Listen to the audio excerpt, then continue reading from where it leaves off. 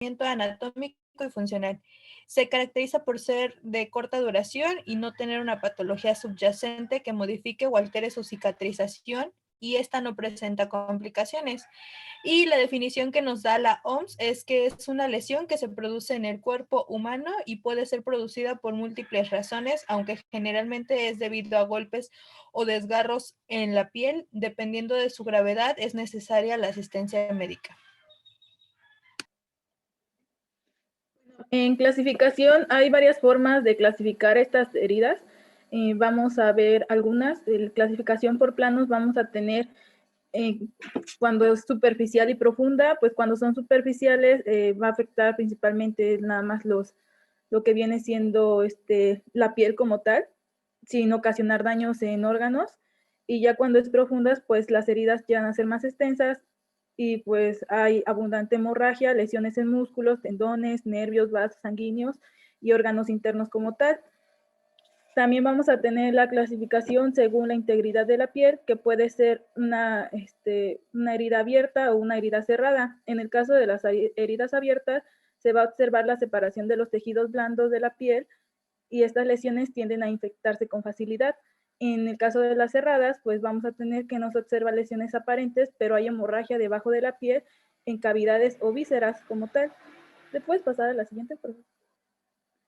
Otra forma de clasificarlas es de acuerdo a su aspecto, y vamos a tener las contusas que no van a presentar bordes netos, las cortantes que van a tener bordes netos como tal, y hay una que es la combinación de estas dos, que son las contusocortantes.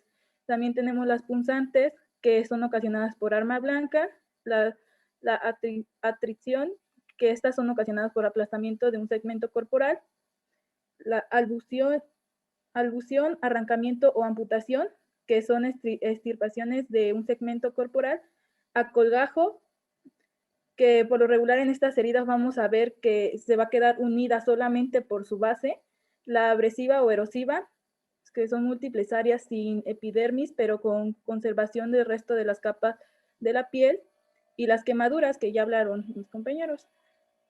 Y tenemos otra clasificación que se relaciona también de acuerdo a su aspecto, que es la clasificación por su mecanismo de acción, que esto va a ser ya sea producida por arma blanca, arma de fuego, un objeto contuso, mordedura de animal, agente químico o agente térmico. ¿Le puedes pasar a la siguiente, por favor? Otra clasificación de las heridas es acerca de, o tomando como relación la asepsia, y esta se va a dividir en dos. Una herida que es limpia, su característica es causada por un bisturí en un ambiente estéril y sus bordes son regulares. De forma contraria, una herida contaminada es producida por aquellas heridas que suceden en la vida cotidiana, como cortarse con botellas de vidrio, con alambres o cuchillos, y los bordes suelen ser irregulares.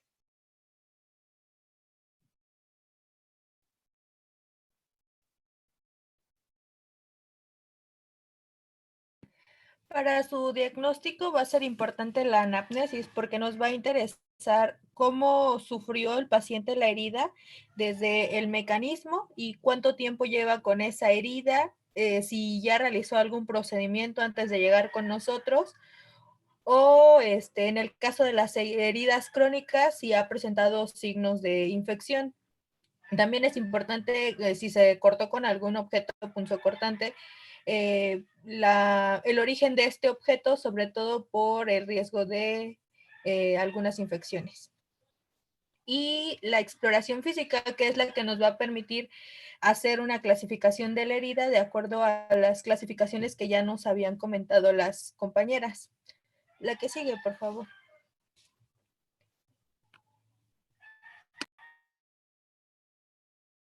Para el diagnóstico también vamos a utilizar otra clasificación, que esta principalmente se utiliza para úlcera, y vamos a clasificar a nuestra herida en 4 estadios. En el primer estadio hay una alteración observable en la piel, pero esta está íntegra, sin pérdida de la continuidad, y está relacionada con la presión, que se manifiesta por un eritema cutáneo que no palidece al presionar, y generalmente se va a observar en pieles oscuras y puede presentar tonos rojos, azules o morados. El estadio 2, que es una pérdida parcial del grosor de la piel que afecta a la epidermis, a la dermis o ambos, y es una herida superficial que tiene un aspecto de abrasión, ampolla o carácter superficial. Se presenta como un orificio tapizado con un tejido de granulación y fibrina.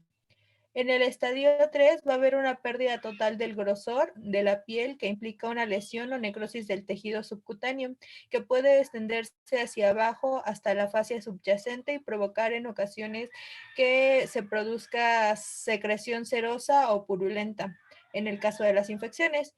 Y el estadio 5, que en este ya hay una pérdida total del grosor de la piel con una destrucción extensa, una necrosis del tejido o una lesión de músculo o hueso y las estructuras de sostén.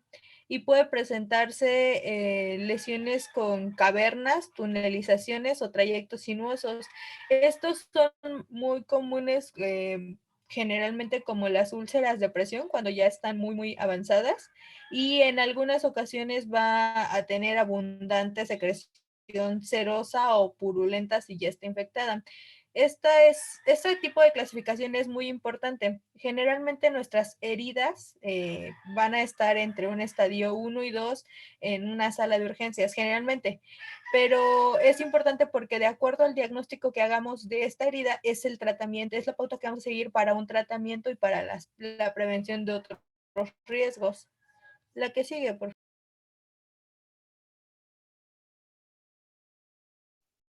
Aquí les pusimos una tablita acerca de la valoración de las heridas o de las úlceras y va a asignar un puntaje del 1 al 4 considerando algunas características de las heridas, como el aspecto, el tamaño de esta herida, qué tan profunda está.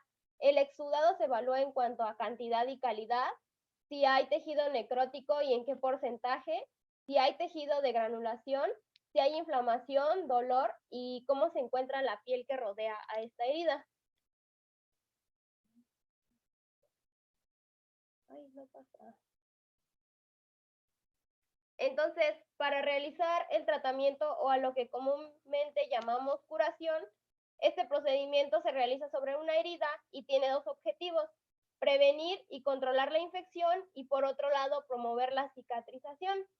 Dentro de sus objetivos hay que remover el tejido necrótico o si es que hay algún cuerpo extraño, hay que identificar o eliminar alguna infección, absorber los exudados o eliminarlos, mantener un ambiente tanto húmedo como térmico y proteger de una invasión bacteriana.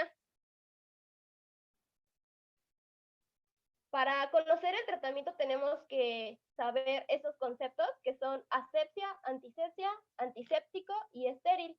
Asepsia es la condición para rápido. Es una ausencia de microorganismos, ya sean patógenos o no patógenos.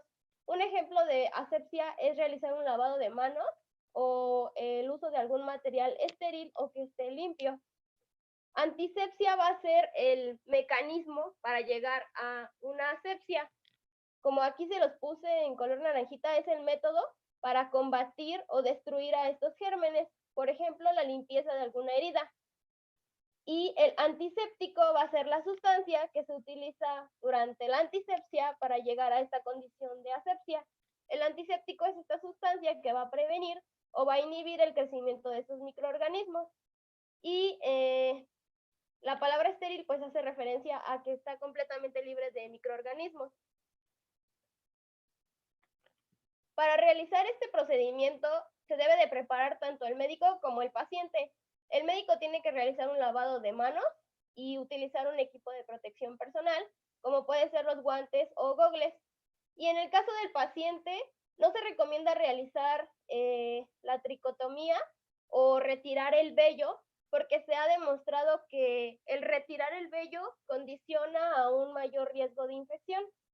Y también se debe de anestesiar la región que se va a tratar, porque esta permite realizar una limpieza mucho más intensa y efectiva. Existen 3 procedimientos de llevar a cabo una anestesia local. Es la anestesia tópica, que abarca la capa epidérmica, la anestesia por infiltración, que abarca la capa percutánea, y el bloqueo regional que va directo a un nervio periférico, que las vamos a describir.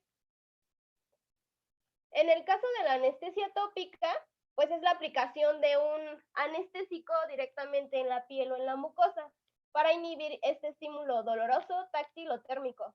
Por lo regular hemos visto esta presentación de la lidocaína en spray y también como ungüento. Este se utiliza más para heridas superficiales y que son cerradas. En el caso de infiltración, se administra un agente, se infiltra, mejor dicho, un agente anestésico en el tejido subcutáneo y en la dermis, con el fin de que la terminación nerviosa inhiba su excitación. Este mecanismo que les pongo aquí es el mecanismo de infiltración por retirada. Ustedes pueden observar en la primera imagen, se coloca la aguja entre una angulación de 10 a 15 grados para alcanzar el tejido subcutáneo. Después se retrae, ¿cómo le llaman? Para ver si no está en un lecho vascular. Aspiran. Ajá. Para observar que no esté en un lecho vascular, y conforme se va retirando poco a poco la aguja, van administrando el anestésico. Entonces, esta técnica va a ser la base para cualquier patrón anestésico. Ahora sí, estos son los patrones de infiltrado. Tenemos tres: el angular, el perilesional y el lineal. El angular es el que casi hemos visto, creo que todos lo hemos visto. Como su nombre lo dice, también es en forma de abanico, y a partir de un punto se infiltra el anestésico. Pues sí hemos visto que sacan la aguja, la vuelven a meter, sacan la aguja, la vuelven a meter, pero como ya nos había mencionado, cuando sacan la aguja, cuando van retirando la aguja, van presionando el émbolo de la jeringa para que se introduzca el anestésico. De igual forma, el patrón perilesional es el mismo fundamento, solamente que es alrededor de la herida, y el objetivo es formar un poliedro.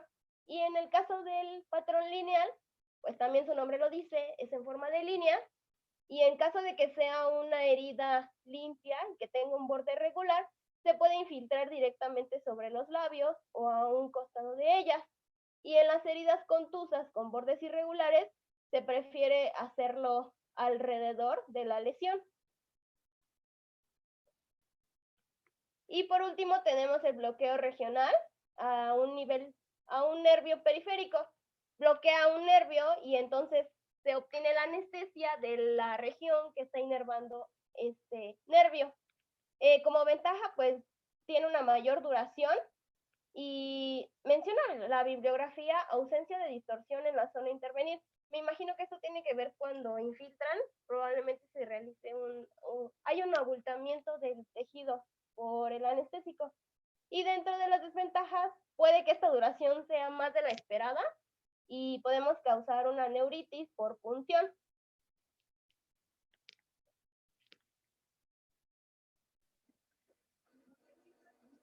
Vamos a tener la limpieza de las heridas, que el objetivo de esto va a ser eliminar la contaminación visible y la sangre seca que esté pues en la periferia de estas heridas como tal. En esta hay que recordar el manejo de esta limpieza, que siempre va a ser del centro a la periferia, de arriba hacia abajo, de lo distal a lo proximal y de lo limpio a lo sucio. Aquí están las imágenes que ya hemos estado viendo. ¿Me puedes pasar, por favor?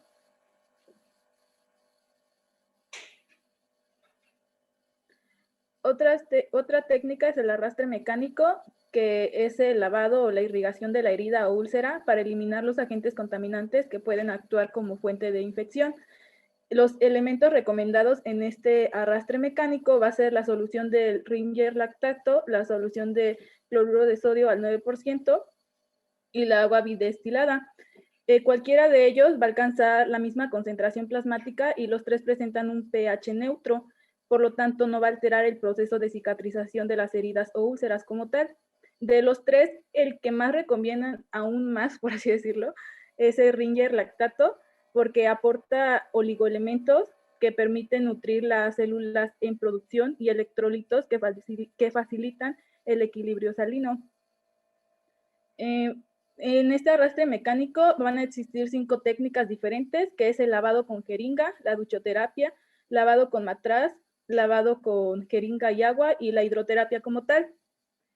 El lavado con jeringa se usa en heridas tipo 1 y tipo 3 y en cavidades profundas.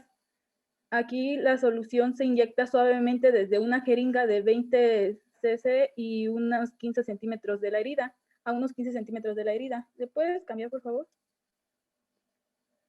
En la duchoterapia, esta es una técnica que se va a utilizar de elección frente a heridas tipo 4, quemaduras extensas y heridas traumáticas. Aquí se va a colocar el portazuero y vamos a colocar el suero como tal.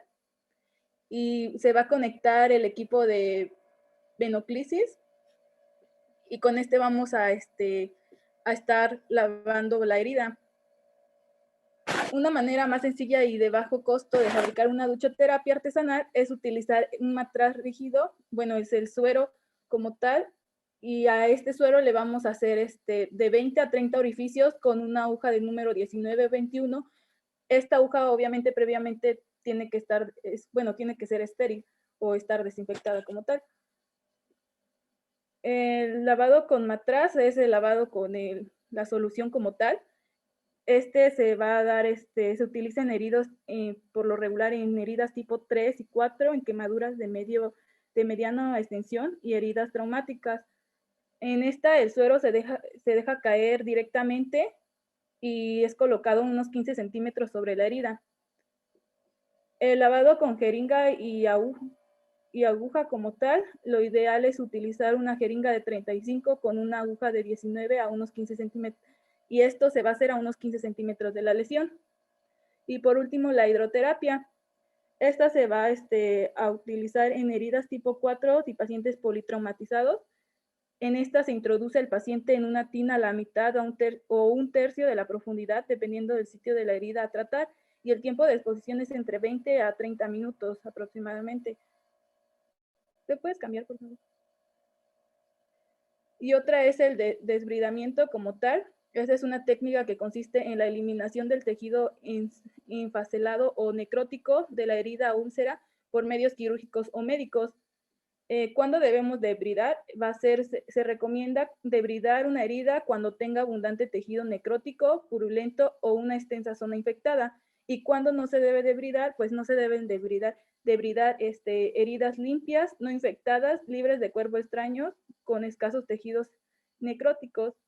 Los tipos de debridamiento vamos a tener 2, el que es el quirúrgico y el médico, y en el médico vamos a tener 3 tipos, que es el mecánico, el enzimático y el autolítico. ¿Le puedes cambiar, por favor?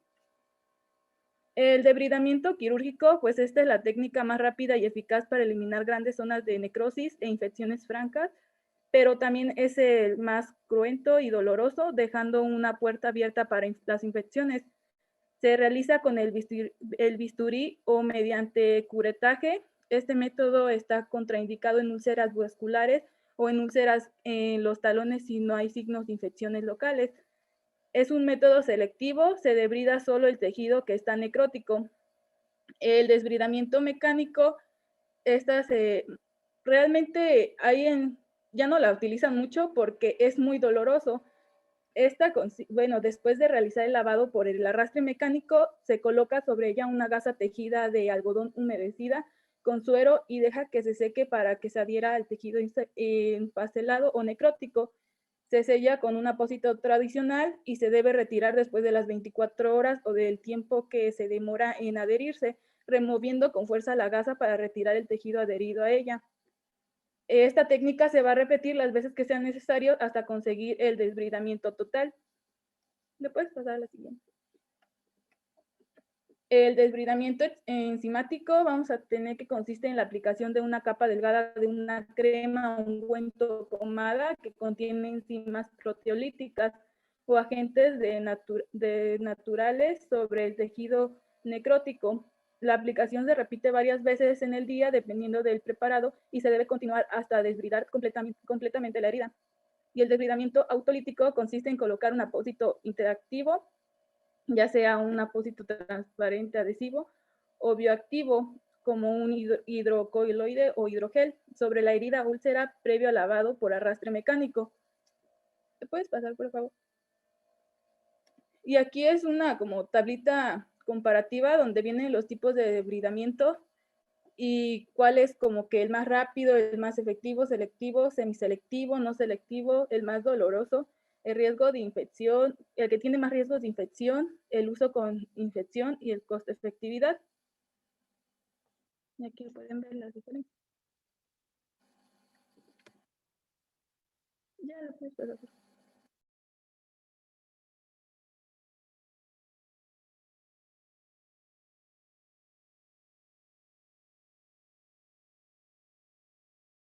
Nicole, tienes apagado tu micrófono.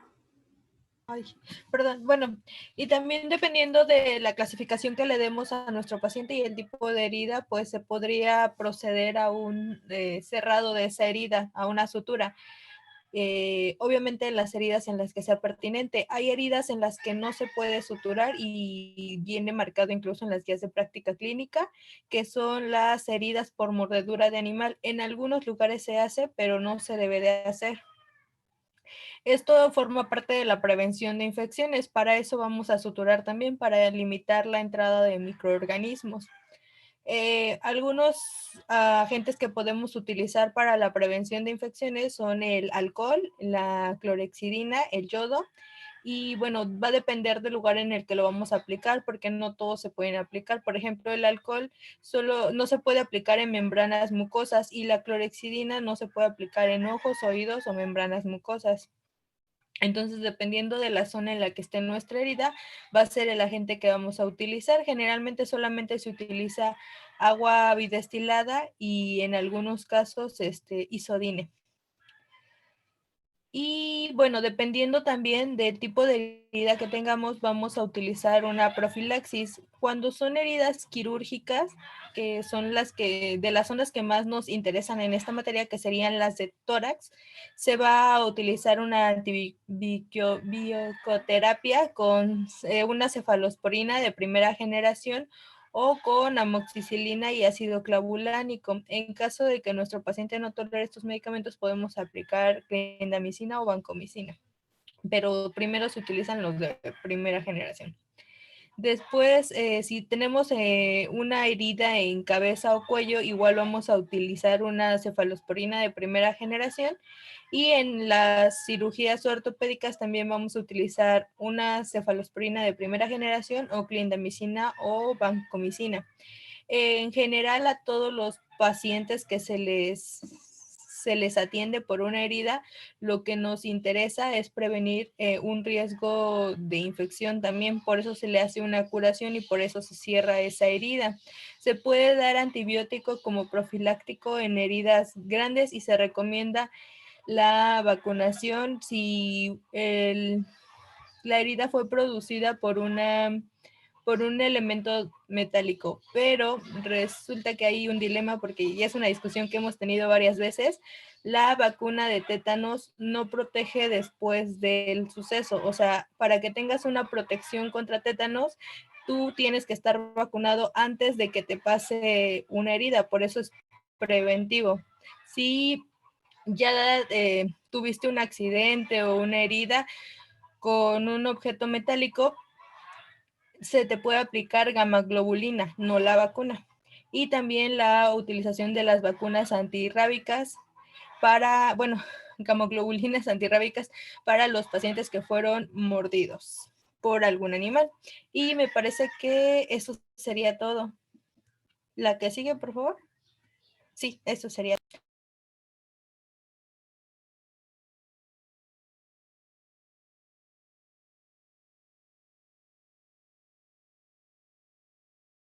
Ahora sí, Ari. Ahora sí nos toca a nosotros.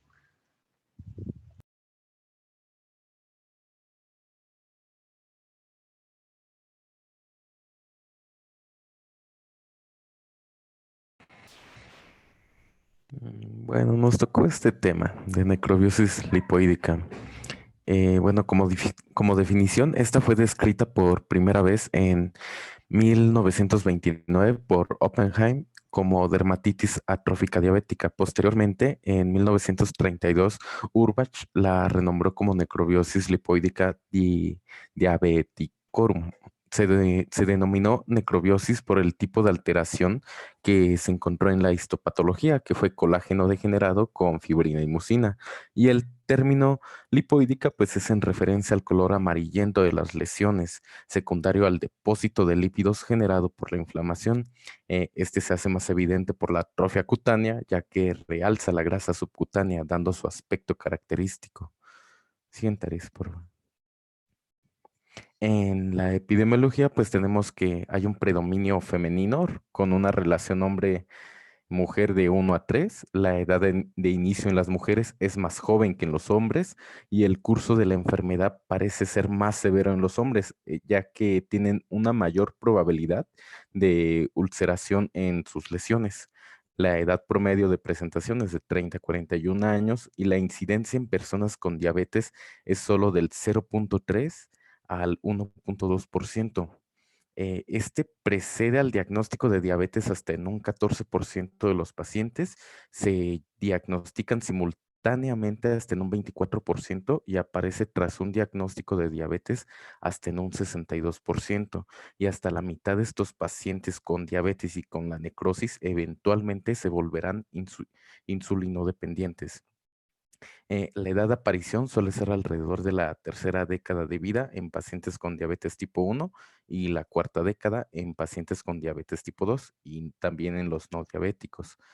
Las lesiones ocurren con mayor frecuencia en lo que son las espinillas o el dorso de los pies y las úlceras que existen en aproximadamente el 30% de las lesiones a menudo son inducidas por traumatismos.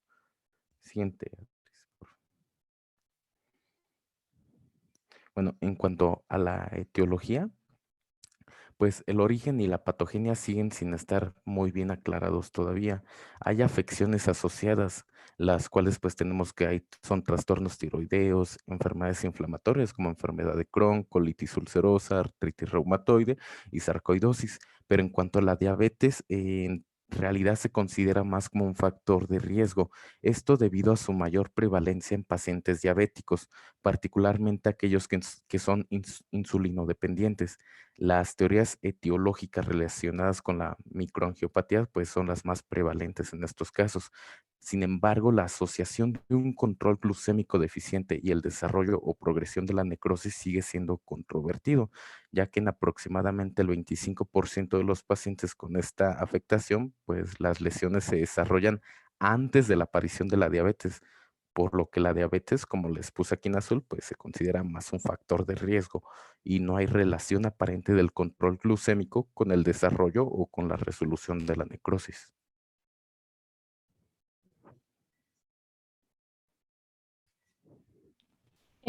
Para la fisiopatología vamos a tener que de manera primaria se han descrito dos alteraciones. La primera es a nivel vascular y la segunda a nivel de las fibras de colágeno. Vamos a tener 4 apartados. En esta había por expuesto 2 y en la siguiente las otras 2. La primera es en las alteraciones de perfusión. Como ya lo mencionábamos desde la definición, pues es en pacientes con diabetes mellitus, en donde se ha encontrado la obstrucción de la microcirculación y esta va a ser secundaria a alguna microangiopatía diabética. Y de manera secundaria esto va a generar que una perfusión a nivel tisular, que va a ser mala, va a provocar hipoxia. Esta hipoxia es una hipoxia realmente importante porque otra cosa importante es que en las lesiones de la... bueno, otra cosa importante es que en las lesiones se ha encontrado un receptor de GLUT1 que se encontró que se va a expresar de manera muy abundante por los fibroblastos en la zona de colágeno que se está degenerando. Y este receptor que se encontró va a provocar que haya un incremento de la glucosa en la sangre. Entonces, este incremento normalmente se va a asociar a una perfusión pobre de la sangre y va a ser secundaria a cambios isquémicos en la microvasculatura. También otra cosa importante que se encontró es que existe la presencia de alguna vasculopatía con inflamación y también con engrosamiento de las paredes vasculares por algún depósito de inmunoreactantes. Los inmunoreactantes que se encontraron son la IgM, C3, IgG y también la IgA. Estos inmunoreactantes van a provocar lesiones pues, de más importancia. Y también se reportó un aumento en la producción del factor 8, sí, del 8. Y esto va a fomentar que haya una adhesión de plaquetas que va a favorecer la oclusión vascular y la isquemia secundaria. El número 2 son las alteraciones de las fibras de colágeno. Existe una modificación intrínseca que es por el envejecimiento prematuro de las fibras de colágeno, que va a ser secundaria a una glucosilación no enzimática de la lisina y de la hidroxilisina. Pero aquí lo importante es la presencia de los depósitos de polioles. Esto va a generar que haya sobrehidratación tisular y que las fibras de colágeno de las lesiones estén disminuidas en cuanto a ARN mensajero. Y esto va a conllevar a que haya una disminución de la síntesis de colágeno maduro.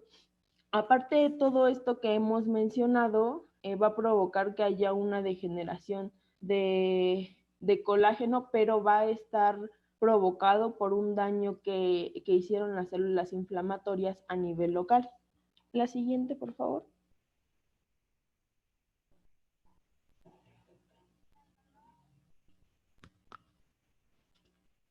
Le cambian a la siguiente, por favor. Ya está en la siguiente.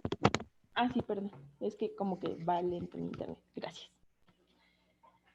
Y la tercera son las alteraciones de la movilidad de los neutrófilos. En este apartado, las alteraciones de la diapedesis de los neutrófilos, se encontró que existe una... Más bien, los investigadores encontraron una hipótesis en la que los macrófagos pueden asumir un papel que puede ser el de los neutrófilos defectuosos. Entonces, esto va a provocar, o esta hipótesis dice que va a provocar una acumulación anormal de los neutrófilos en los tejidos, y esto va a propiciar a que se formen granulomas. Y esto, a su vez, una inflamación secundaria ante algún agente infeccioso que esté presente. Y el cuarto apartado es la de las inflamaciones secundarias a agentes infecciosos. Histológicamente se dice que para este apartado va a haber una presencia rica de células inflamatorias. Y además también se va a encontrar la presencia de folículos linfoides y de linfocitos B CD20. ¿Qué más? Creo que esto sería lo importante de este apartado nada más. La siguiente, por favor. Ok, les colocamos esta imagencita en la que vamos a ver que las alteraciones, como ya lo mencionábamos, de la perfusión vascular van a generar una hipoxia tisular, y esto va a dar como resultado una alteración del transporte de glucosa y de la diapedesis neutrofílica. ¿Qué quiero decir con esto? Que pues va a favorecer la presencia de histiocitos y aparte de manera secundaria de granulomas. Es lo que estábamos mencionando en los apartados anteriores. Y ¿qué otra cosa importante? Bueno, la alteración de los metabolitos celulares y de la respuesta inflamatoria va a tener un efecto sobre la función de los fibroblastos, que va a dar como resultado que nuestras fibras de colágeno se encuentren anormales y además de que se van a encontrar anormales, esto las va a hacer que sean susceptibles a la necrobiosis. La siguiente. Bueno, para el cuadro clínico, estas son las lesiones que nosotros vamos a observar. Principalmente estas porque estas ya las estaríamos viendo en un estadio un tanto más crónico. ¿Qué características tienen estas lesiones? Pues es una dermatosis bilateral y diseminada. En su mayoría, hasta en el 85% de nuestros pacientes, lo vamos a encontrar en una región pretibial, pero también puede afectar a lo que son el tronco, extremidades superiores y pezones y el pene. Lo que sí hacía mucho hincapié es que cuando nosotros vemos que tiene una distribución sobre todo pretibial y en las extremidades inferiores, mm, sospechamos más de que la causa de esta sea debido a una diabetes. Estas son las características de la lesión activa. Va a ser una placa anular delimitada, bien delimitada, con aspecto escleroso, de color amarillento o marrón, con la periferia va a ser violácea, como ven aquí, y va a tener bordes elevados. No se puede ver aquí bien, pero los bordes van a ser... Ay, sí es cierto, estoy señalando con mi mouse, qué tonta. Perdón. Y de manera crónica, son las que nosotros vemos del lado derecho, que pues el centro va a ser un aspecto en el que llaman de porcelana, se ve un tanto blanquecino, va a haber atrofia y telangiectasias prominentes. También tiende a que estas mismas lesiones crónicas tengan un centro de lesión eritematoso, de una progresión amarillenta y posteriormente sea blanquecino, es decir, hasta que llegamos al aspecto de porcelana. Y también hablaba de que ya en una fase muy, muy crónica, pues se pueden presentar también lo que son las costras. Siguiente, por favor. Bueno, también los pacientes pueden presentar dentro de estas mismas lesiones lo que son ulceraciones, pero solamente se va a presentar en un tercio de los pacientes.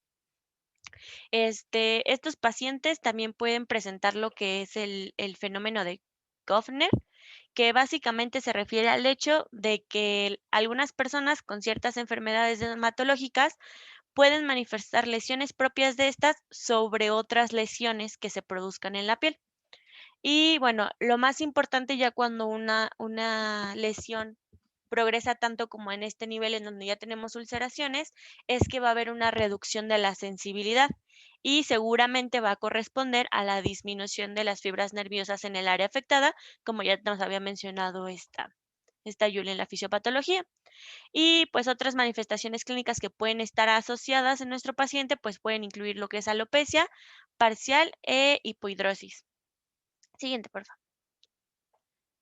Para el diagnóstico, bueno, son, como acaban de ver, son muy, muy evidentes las lesiones, pero sobre todo lo que nos va a ayudar van a ser los antecedentes de nuestro paciente, porque pueden parecerse mucho a otras patologías, pero el antecedente tal cual de que nos dijera, por ejemplo, que el paciente tiene diabetes mellitus o cualquier otra de los determinantes que nos habló Labastida en cuanto a las etiologías, pues van a ser importantes. La exploración física, tanto de la exploración de las lesiones como de la sensibilidad, como les acabo de comentar, y para confirmación, siempre es un estudio histopatológico, porque es la única manera de que nosotros confirmemos de que sí hablamos de esta patología. Para la histopatología se han descrito principalmente dos patrones histológicos, en empalizada y el pseudotuberculoide.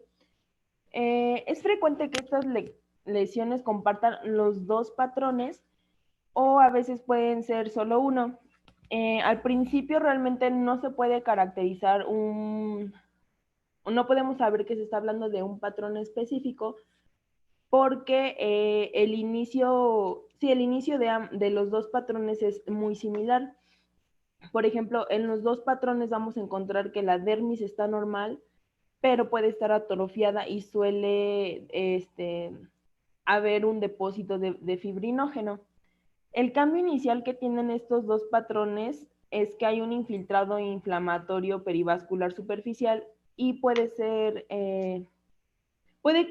que también sea profundo. Entonces vamos a encontrar en las dos situaciones en su inicio neutrófilos y linfocitos. Por eso es que no podemos diferenciarlo en en el inicio de cada patrón.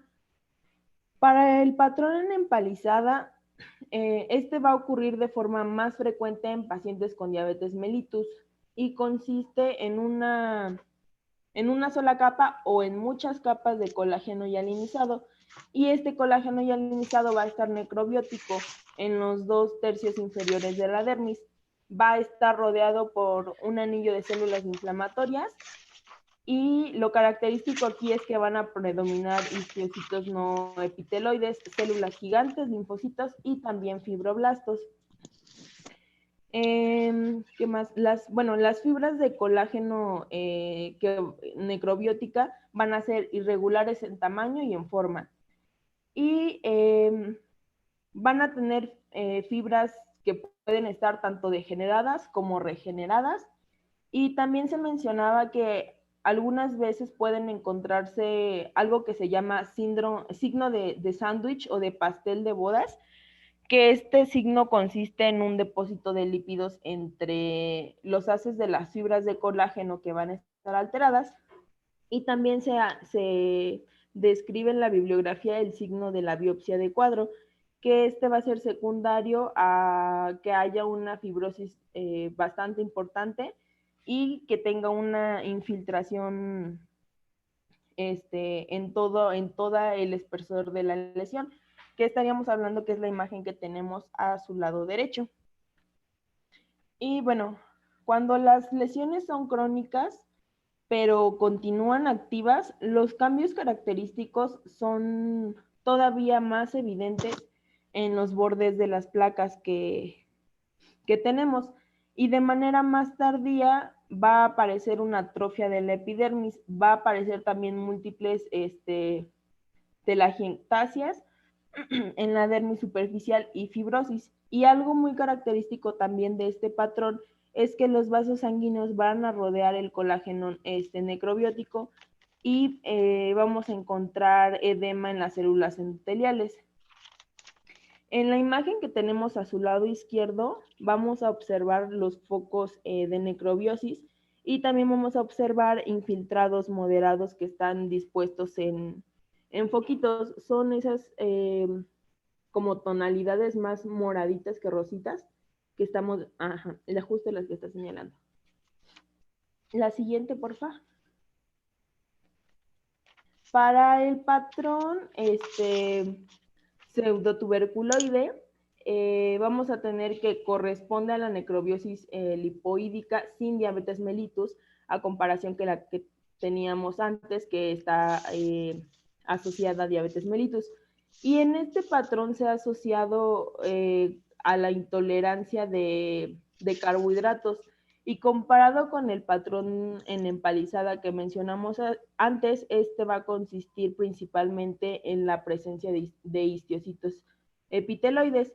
Lo característico también es que va a tener un incremento de linfocitos, de células plasmáticas y también de células gigantes. Y aquí lo importante es que el colágeno necrobiótico puede estar presente en menor grado o incluso estar ausente, pero vamos a observar que hay colágeno hialinizado. Normalmente este patrón no se asocia con alguna alteración vascular, y es menos frecuente que encontremos depósitos de lípidos. Otra característica importante es que en la microscopía electrónica normalmente o muchas veces se ha encontrado anormalidades de las fibras de colágeno. ¿A qué me refiero con anormalidades? Pues que van a encontrar algunas estriaciones cruzadas, y también que las variaciones de colágeno van a ser anormales en cuanto a su diámetro, hablando de las fibras. Y otra cosa importante es que la cantidad de colágeno que está en las lesiones es muy baja, debido a que su síntesis por los fibroblastos va a estar disminuida. ¿Qué más? Otra cosa importante que habíamos encontrado es que se ha notado que hay o que existe la expresión de GLI1, que es un homólogo del oncogeno asociado a gliomas. Este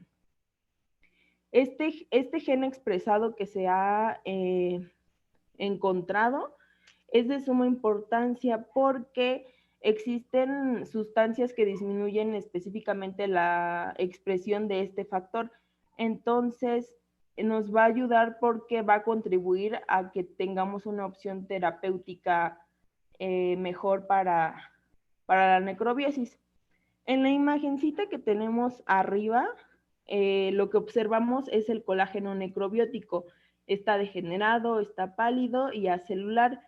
Y de hecho, en la periferia vamos a notar un infiltrado inflamatorio y se van a notar los lobulillos adiposos, vamos a ver la presencia de células gigantes multinucleadas y algunas células plasmáticas. Y en la imagencita que tenemos abajo, ahí vemos que hay lo que se destaca es la presencia de células gigantes que son multinucleadas y de hecho en la periferia de los vasos están presentes. Y también vamos a ver que hay agregados nodulares ¿cómo se llama? De células linfoides. La siguiente, por favor.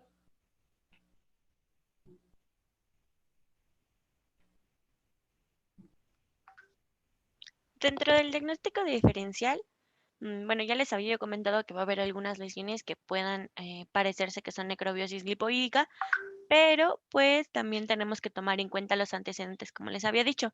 Sin embargo, aun cuando hay algunas enfermedades que sean similares y que también compartan el dato de la diabetes mellitus, como en este caso, por ejemplo, el granuloma anular, hay que hacer el examen histológico, que es lo que yo les decía, a fuerzas para poder confirmar el diagnóstico de necrobiosis lipoídica. Los principales diagnósticos diferenciales con el que se hace es con el granuloma anular, con el nódulo reumatoide, con el santulo-graloma necrobiótico y con el sarcoma epiteloide. Lo único que quiero destacarles de esta diapositiva es principalmente cuáles serían las diferencias histológicas en la necrobiosis lipoídica. Como nos lo acaba de mencionar esta Julie, la primera va a ser la afección difusa. Si ustedes se dan cuenta, en las otras 4 enfermedades que yo les estoy mencionando como diagnóstico diferencial, tiene una distribución ya sea central o periférica, y en esta es simplemente difusa. Y también una de las cosas que destaca es que se va a ir alternando entre haces de colágeno, porque si se dan cuenta en las otras no los menciona, pero también menciona lo de los histiocitos. Y también lo importante sería la hendidura de colesterol. Y eso es básicamente lo que tendríamos que ver como diagnóstico diferencial en cuanto a histología, porque acuérdense que las lesiones pueden ser muy parecidas de estas 5 enfermedades. Siguiente, por favor.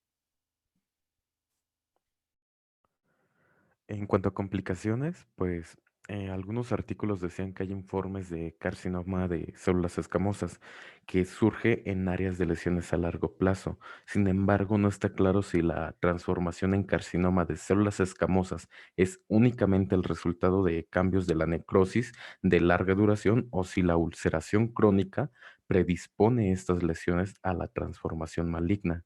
Esto pues probablemente sea secundario al estímulo inflamatorio crónico. También decía que las lesiones pueden presentar el fenómeno de Koebner, que ya nos los explicó Aris, pero este fenómeno dificulta la intervención quirúrgica. También decía que hasta en un 35% desarrollarán ulceraciones secundarias a traumatismos menores, los cuales van a ser difíciles de tratar y hasta en un 25% van a ser extremadamente dolorosos. Estos pues resultado del daño nervioso asociado. Y para el tratamiento, pues bueno, existen diversas opciones terapéuticas con tasa de éxitos variables. Sin embargo, pues no, bueno, en la literatura que nosotros encontramos no hacía diferencia en cuanto si usamos tópicos intralesionales o sistémicos. Lo único que sí es que hablaba acerca de que se describen el uso de inmunosupresores para modular la respuesta inmune, sobre todo con la finalidad de disminuir la reacción granulomatosa que nos mencionó esta Julie. Dentro de este grupo de inmunosupresores, pues tenemos a los corticosteroides y los corticosteroides ya sea por vía tópica o por vía intralesional. Este, Otros fármacos inmunosupresores que también se utilizan son los inhibidores de la calcinuria, pero estos serían en caso de que no quisiéramos usar nosotros corticosteroides. El punto aquí es que el tratamiento es básicamente lo que son corticosteroides. Y ¿qué más, qué más, qué más? Bueno, también ha habido respuesta en el uso de antipalúdicos, como la hidroxicloroquina. Y pues ya, básicamente eso sería lo que tendríamos que rescatar del tratamiento. Aunque bueno, también mencionaba la literatura que en algunos casos en donde hay no hay una buena respuesta al tratamiento, se puede utilizar lo que es la talidomida. Y pues ya, básicamente eso sería todo lo que tendríamos que usar de tratamiento. Los corticosteroides y de segunda línea los que serán los inhibidores de la calcinuria. Todo lo demás que nos está mencionando es básicamente por si no hay una buena respuesta a los dos principales tratamientos. Y bueno, esto es importante que se trate sobre todo en una fase aguda, porque se acuerdan que yo les mencionaba que las lesiones las podemos encontrar de manera aguda o podemos encontrar las que ya son lesiones crónicas, que es muy, muy, muy común que lleguen en lesiones crónicas y es un riesgo tremendo porque incluso mencionaba que sobre las alteraciones crónicas que ya tienen ulceraciones, es muy probable que se tengan que amputar el miembro. Y siguiente, por favor. Pues eso sería todo en nuestra parte, compañeros.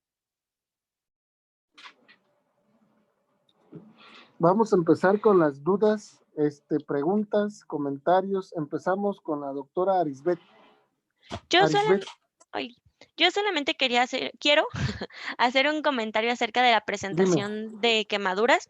Es que yo sí había leído que en cuanto a la fórmula de Parkland, para reponer los líquidos, sí se pone el 50% en las primeras 8 horas y el 50% en las otras 16, pero solo quiero hacer hincapié en que es a partir de la hora de la lesión. No se empieza a contar desde que llega el servicio, sino que las primeras 8 horas son a partir de que hay una quemadura y lo más rápido que se puede pasar en las primeras 8 horas es en 4 horas. El primer 50%. Ya. Es lo que yo quería comentar. Alicia, dudas, preguntas. Sí, doctor. También en la fórmula de Parkland, tengo una duda porque se supone que se maneja 4 mililitros, perdón, por kilogramo, por la superficie corporal quemada, pero encontré un artículo donde decía que era mejor pasar nada más 2 mililitros porque había una menor retención de líquidos en los pacientes. Mi duda es, ¿a cuál le hago caso? Tú puedes usar la que tú quieras, no te preocupes. 2 mililitros o 3 mililitros, acuérdate lo que dijo la doctora. Tú debes de tratar en las primeras 8 horas 50% de los líquidos, ¿sí? Y ya después el otro 50%. Para esos casos, Alice, lo único que mencionaba es que depende mucho de la superficie corporal quemada y de la función renal que tenga el paciente, porque si tú lo sobrecargas, pues te puedes echar también los riñones. Por eso, de hecho, decía que puedes usar sobre todo la de 2 o de 3 en pacientes pediátricos y la de 4 en adultos, pero siempre hay que estarle vigilando la función renal, justo por eso mismito. Sí, de hecho, acuérdense, todo va en función, valga la redundancia, de la función renal. Sí, si ustedes tienen problemas de una insuficiencia renal, pero generalmente estos pacientes cuando tienen una superficie quemada de más del 70%, del 80%, pues casi siempre la tienen. Ahorita me hicieron recordar, ahora que llegaron los quemados del Huachicol, cuando llegaron los quemados del Huachicol al hospital, pues realmente esos eran pacientes que tenían más del 90% de la quemadura de la superficie corporal. Y muchachos, eso es no compatible con la vida, ¿sí? Entonces el pronóstico de esos pacientes, pues lamentablemente es malo. Ustedes se queman el 100% de su cuerpo, el 99%, y les hagan lo que les hagan, pues ¿qué creen que va a pasar? Alicia, ¿qué crees que pasa con esos pacientes? Pues se van a petatear. No, pues fallecieron lamentablemente, ¿sí? O sea, hay cierto porcentaje de la superficie corporal que una vez rebasada, pues ya no es compatible con la vida, ¿sí? Entonces sí tienen que tomar en cuenta eso, los 2, los 3 o los 4 mililitros, pero tienen que ver en base a la función renal, definitivamente. ¿Sí? ¿Alguna otra duda, Alicia? No, doctor, gracias. Carlos, Creo que no, Doc. Gracias. Diana.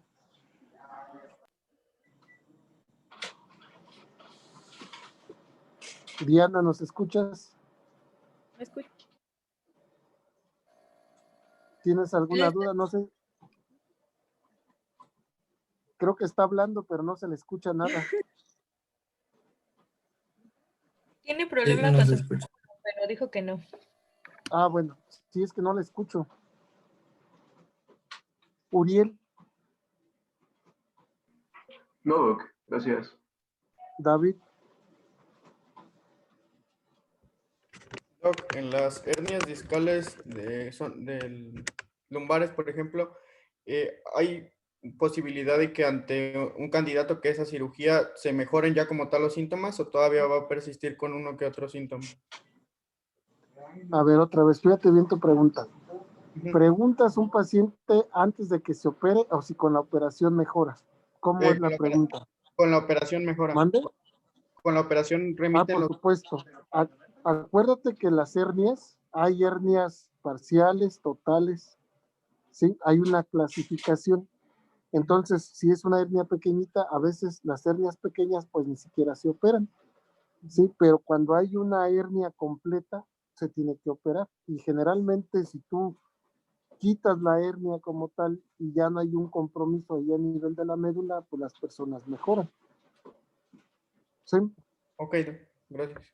¿Alguna otra duda, David? No, Doc, sería todo. Vania. Sí, había leído que existen algunas maniobras que se utilizan para distraer al paciente. En el caso, por ejemplo, de alguna lumbalgia, como la maniobra de Hendrasic, pero no me queda claro. Menciona que la distracción se realiza como agarrando los dedos y haciendo fuerza, o cómo es que realiza la maniobra. Acuérdate que hay muchas pruebas que tú puedes hacer en el paciente para que valores si efectivamente tiene o no un déficit neurológico. Y uno es, le pides que apriete un papel, una hoja, ¿sí? Entonces, y que lo jale. Entonces tú ahí valoras si aprieta o no aprieta y si es fácilmente que le quites la hoja. Sí, hay pruebas donde tú le puedes pedir que te traccione. Tú pones tus manos de tal forma que los ponga de la parte y le pides que jale. Sí, que te jale, que te traccione. Y ahí tú estás viendo. A veces por eso ustedes complementan el diagnóstico con estudios auxiliares. Acuérdate que hay la electromiografía, potenciales evocados, la resonancia, la tomografía, que te van a ayudar a visualizar si efectivamente tienes una invasión a canal o si tienes alguna compresión de médula. Sí, esos estudios te ayudan mucho. ¿Sí? ¿Por qué? Porque ahí te van a evidenciar si existe o no la afectación. ¿Sí? Y a qué nivel incluso. Muchas veces por eso ustedes piden radiografías. Tú te das una idea en base a tu exploración física a dónde está el nivel de afectación y en base a eso pues pides radiografías si no ves ningún cambio, pero tú piensas, por ejemplo, no, pues es C5, C6. Ah, bueno, pides una resonancia o una tomografía a ese nivel. La resonancia no hay problema, te la pueden tomar de toda la columna, pero la TAC no. ¿Sí? La TAC sí tienes que ser más específico. ¿Alguna otra duda, Vania? Solo como pregunta curiosa. Dime. Ustedes dentro de la... Bueno, ahora que está lo de la pandemia y el virus de SARS-CoV-2, ¿cuáles son algunas de las manifestaciones que han observado a nivel musculoesquelético ocasionadas por el virus? Eso me faltó. Acuérdate que ahorita lo que se está sintomático, porque todo es sintomático. Ya vamos, ¿no? Sí, pero siento para pasarlo, pónmelo porque tengo que especificar el doctor. De la consulta de los pacientes que estaban hablando. ¿Quién es? Ahorita lo digo. ¿Quién más? Acuérdate que han sido sintomatología de artralgias, mialgias, cansancio, dolor poliarticular como tal, pero es nada más sintomático. Sí, lo único que se ha manifestado, acuérdate, no hay nada escrito todavía de esto, comprobado. ¿Alguna otra duda, Vania? No, es todo, gracias. Rubén. No escuchamos a Rubén. Ninguna, Doc. Vanessa. Sí, Doc. Con respecto a los quemados, ya en la práctica clínica, con respecto a los adultos, ¿qué se utiliza más? ¿La regla de los 9 o la de Lund-Browder? Acuérdate que generalmente usan las de 9. Ok, De los 9. gracias. ¿Alguna otra duda, Vanessa? No, sería todo. Gracias. Alondra. No, doctor, gracias. No, Alondra, segura. Alondra, yo te veo con dudas. No, estoy segura. Gracias. Ah, bueno. Mónica. No escuchamos a Moni. No, Doc, ninguna. ¿No? No, Doc, gracias. Iván. Sí, Doc. Mi pregunta es, ¿hasta qué punto llega nuestra intervención, a lo mejor en nuestro caso como médicos generales o médicos internos, en el punto en el que avancemos, en cuanto al manejo de heridas? Y pues bueno, más que nada va la pregunta porque ¿hasta qué punto entra nuestra intervención y en qué momento decide entrar clínica de heridas? Pues acuérdate que realmente ustedes de forma inicial deben de dar el manejo dependiendo en el área que se encuentren. Si tú estás en un hospital, muy difícilmente tú como interno determinas el manejo. Generalmente siempre estarás bajo la tutela de algún médico, urgenciólogo, familiar, general, o algún médico que se encuentre en el área de choque. Y entonces obviamente pues quien dice todo lo que se hace, si es en el área de choque, pues es el médico que está en choque, ¿no? Ustedes como internos, pues lo primero que hacen es o tomar muestras o llevar las muestras, ¿verdad? Son funciones realmente pues muy diferentes, son funciones como interno. En interno, ahí realmente en esa área lo que muchas veces hacen es llenar solicitudes, ayudarnos en el caso de que se pueda, dependiendo de la quemadura, el tipo que es, porque acuérdate que algunos recomiendan sí lavar con solución, otros dicen que con agua, otros dicen que no se lave, ¿sí me explico? Entonces ahí es donde luego ustedes empiezan y más bien los ponen a cubrir las heridas con gasas con solución o con algún medicamento, ¿sí? Entonces la función de ustedes es esa, darla de la urgencia, porque esos pacientes llegan a urgencias. Sí, muy difícilmente tú en tu casa, para empezar, en tu casa no les puedes hacer nada porque ustedes no tienen nada. En su servicio social, pues Dios guarde la hora y les llegue uno con 100% de quemadura, porque pues, ¿qué les puedes hacer? Si está la enfermera, te va a ayudar a canalizarlo, y si no, pues se va a tocar a ti canalizarlo, empezar con soluciones, medicamentos para el dolor, cubrir las heridas y trasladarlo, porque tú no puedes dar un manejo prolongado o definitivo. Darás el inicial. En una herida pequeña, pues podrás dar algún manejo. Sí, acuérdate, si es una herida, pues la lavas, la suturas y das antibiótico, dependiendo qué estás manejando. Una cicatriz, pues ya es otra cosa. ¿Sí? No sé si te hice la duda peor o si va encaminada a tu pregunta. No, sí, doctor, estuvo Iván, bien. ¿alguna otra duda, Iván? No, sería todo, gracias. Juan Jesús. No, doctor, gracias. Julisa. Gracias. No, doctor, gracias. No, Eric. ¿Y ahora qué tienes, Eric? ¿Tienes oxígeno o qué? No, son mis audífonos. Válgame Dios, me espantaste, Eric. Yo dije, ¿ya anda el COVID ahí duro? Pues sí, han muerto por aquí algunos. Yo tengo una duda en cuanto a la maniobra de reanimación con balón. Bueno, se llama maniobra de reanimación mediante balón endovascular de aorta. Esto para el trauma abdominal. No sé si aquí en México se use o se usen los métodos tradicionales de toracotomía con pinza aórtica cruzada. Es que el artículo que leí decía que se ha estado adoptando ya el uso del balón. Pues mira, yo te mentiría si te dijera que en todo este tiempo hacen esa maniobra, porque la verdad no he visto que la realicen.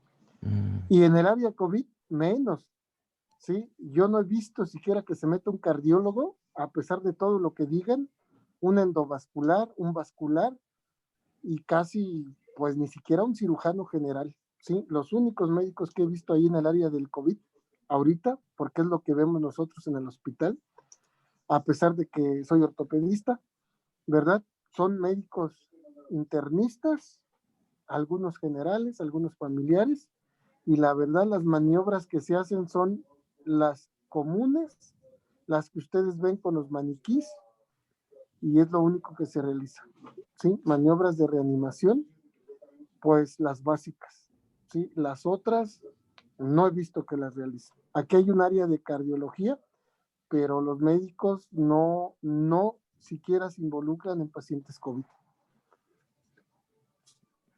Sí, ahorita están casi de licencia todos. No sé si tengas alguna duda más. No, Doc, gracias. Y por último, Minerva, ya te habíamos preguntado, ¿no, Minerva? No, No, hoy ¿verdad? no. A ver, Minerva, dudas, preguntas. Yo sí tengo una duda, doctor. Por Dime. ejemplo, si tengo un paciente politraumatizado que, bueno, ocurrió por un accidente automovilístico, tiene una fractura expuesta de segundo grado en fémur, pero también por el mismo impacto de la bolsa de aire se fracturó la nariz. No es obstructiva, no le limita la ventilación, pero ¿qué tiempo necesitamos o en qué tiempo se tiene que hacer una intervención quirúrgica para que no haya una pérdida del olfato? ¿O cómo se trata ese tipo de paciente? Mira, a lo mejor lo menos importante sería el olfato, pero si tú tienes un traumatismo facial, entonces ahí muchas veces lo que debes de hacer es una tomografía, hay que ver si no existe realmente alguna otra lesión interna más importante. Acuérdate que luego hay fracturas del EFOR que son más complicadas, aunque sea facial. Entonces, y si como tal no existe ni es únicamente la nariz, pues muchas veces donde se encuentra con el servicio de maxilofacial, a veces la nariz la puedes manipular y nada más la ferulizan. Y quizá ese manejo de la urgencia como tal de la fractura no sea quirúrgica, pero la del fémur sí llega a ser quirúrgica. Entonces, si no te obstruye como tal la vía respiratoria y el paciente le tienes que hacer la resolución de urgencia de la fractura expuesta de fémur, pues solamente es un aseo y posteriormente la colocación del fijador. Quizá en el área de urgencias, en ese momento, solamente se hace una fijación parcial, no la definitiva del fémur. Y muchas veces, acuérdate, siempre que haya un traumatismo craneoencefálico, entra neuro. Si hay un traumatismo no craneoencefálico, pero hay torácico o abdominal, entra el cirujano, ¿sí? Y al último, entra ortopedia. Sí, siempre le tienes que dar prioridad en base a el área que está lesionada. Si el paciente está estable, como dijo tu compañera, si está estable, pues entra ortopedia. Si está inestable, muchas veces el ortopedista no puede meter a quirófano al paciente hasta que de preferencia no está estable, salvo que el problema sea vascular, o sea, porque la lesión de la extremidad te lo esté ocasionando la lesión como tal traumática. Si tú tienes una lesión de pelvis y eso es lo que te está dando la inestabilidad, tiene que entrar el ortopedista. Sí, pero para que tengas una lesión de pelvis y no tenga otro problema, entonces es muy raro. Cuando hay de pelvis, generalmente hay abdominal. ¿Sí? ¿Alguna otra duda, Minerva? Pues solamente que también se nos olvidó comentarles que con los pacientes quemados, si se les tiene que colocar una sonda nasogástrica si el paciente presenta náuseas, vómito o distensión abdominal y si el porcentaje de las quemaduras son mayor al 20% de la superficie corporal total. Eso se nos había pasado también de hacer. ¿Algún otro comentario? No, creo que... ¿Alguna otra duda, pregunta que tengan? Nos vamos a ver mañana, muchachos. Yo creo que nos vamos a ver. Es todavía, no hay una seguridad a qué hora entro a quirófano, porque es día COVID. Si entro temprano o si entro más tarde, entonces mejor nos vamos a ver aquí a las 9 de la mañana. Ya si entrara yo temprano a quirófano, les aviso y nos vemos más tarde. Y si no entro, pues entonces a esa hora nos vemos a las 9. ¿Sí? Ok, Y ya doctor. continuamos mañana. Acuérdense que hoy tienen que subir sus historias clínicas. ¿Sí? Sí, doctor. Por favor. Y van a buscar un artículo que acompañe el tratamiento de la lesión de la patología que van a notar. ¿Sí? Pero que hable del tratamiento. ¿Sí?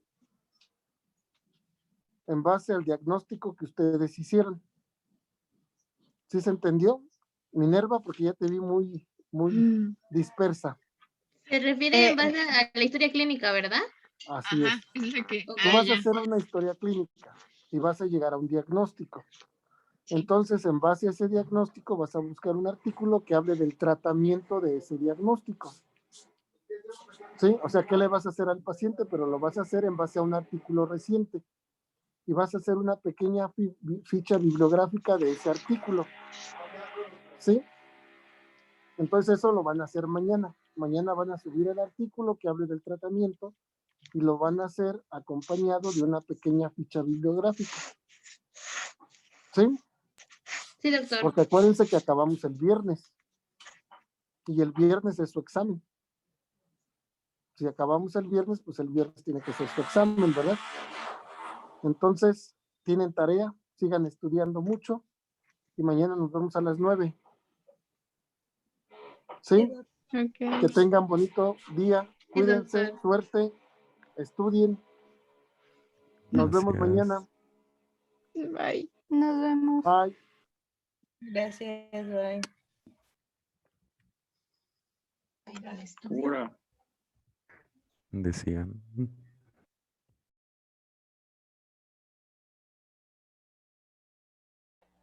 Tienes tu micrófono apagado, Vani.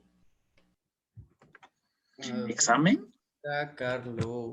Que si entonces volvemos a subir la historia clínica o qué show. Porque No. Dijo que el Esa parte artículo porque mañana, dijo que hoy ¿no? teníamos que subir la historia clínica y ya mañana el artículo. Mañana el artículo. Ajá, pero dijo que quería que en la historia clínica incluyéramos el tratamiento del artículo. Entonces. No. No dijo eso. Historia clínica. No, vas o sea que el tratamiento que nosotros pusimos en nuestra historia clínica estuviera basado en lo que decía el artículo. Pero si buscamos También el puede artículo ser a ahorita, manera pues de que ya. justifiques por qué el tratamiento. Ay, Alicia, te digo que ni preguntas bien y nomás haces. Ay, bueno, No, entonces, nada más bye. dijo que el artículo era de puro tratamiento que iba a llevar nuestro diagnóstico. Ah, pero tienen que coincidir, o sea, no puedes poner una cosa, tienes que buscar a fuerza un artículo que sea del tratamiento que ya pusiste. Le empieza una pata, ¿no? Y tú le pusiste clavos. Ajá, ándale.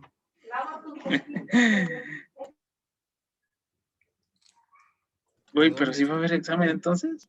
Dice. Pues ya dijo. Dijo Todo es que culpa de acabamos Vania. el viernes. Yo digo Dijo que que no pregunta bien. no pregunto. Ay, ando